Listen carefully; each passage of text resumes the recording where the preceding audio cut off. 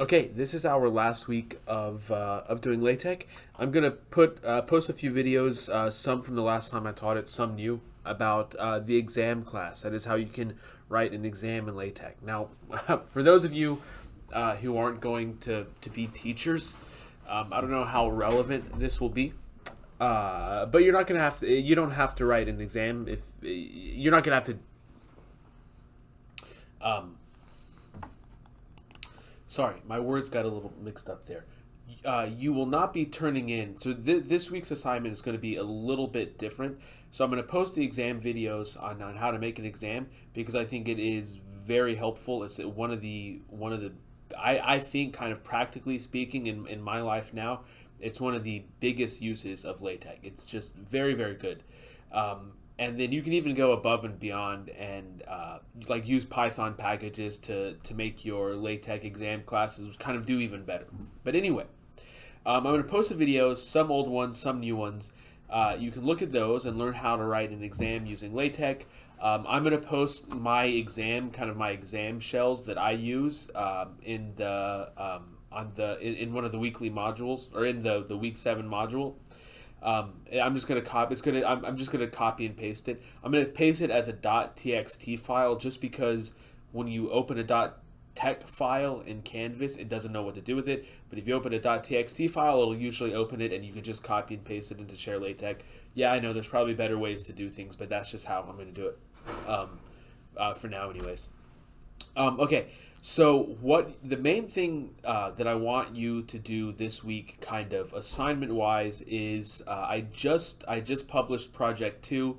Again, don't let the name project like scare you so much. This is more of a just a longer assignment. So what you're gonna do, you can read you should read actually what I've written about the project, but you're gonna be turning in two files. There's a Project 2 Part 1 and a Project 2 Part 2.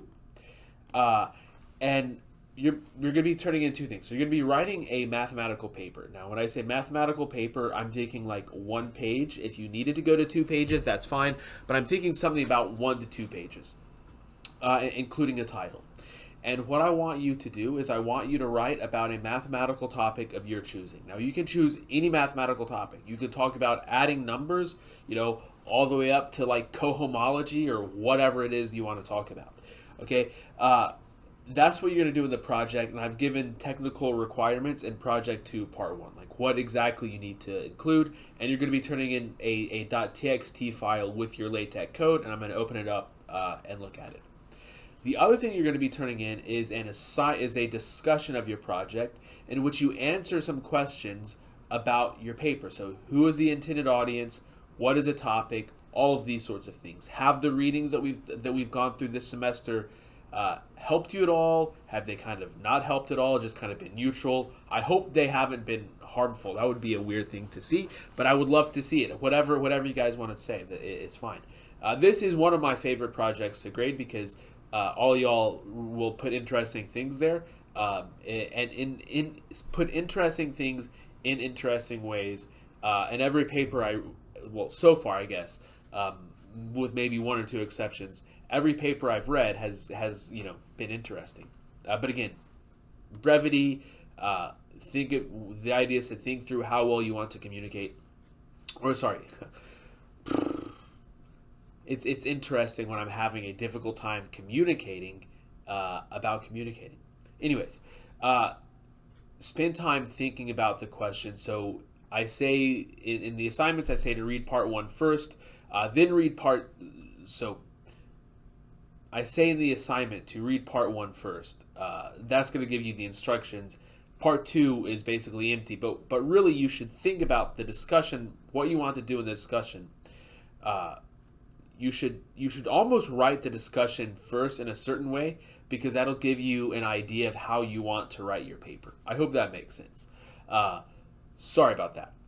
Okay, so that's it for this week. Again, I hope you guys like the exam class. Those of you who are going to be teaching in an education, I hope it's something that you can find helpful. Like I said, for me, it's one of the most practical benefits of using LaTeX. And having everything in Share LaTeX just makes everything a lot easier. Or Overleaf makes everything a lot easier. You don't have to deal with a lot of sort of irritating things you might have to deal with if you were typing it on your computer. Okay, that's all for today.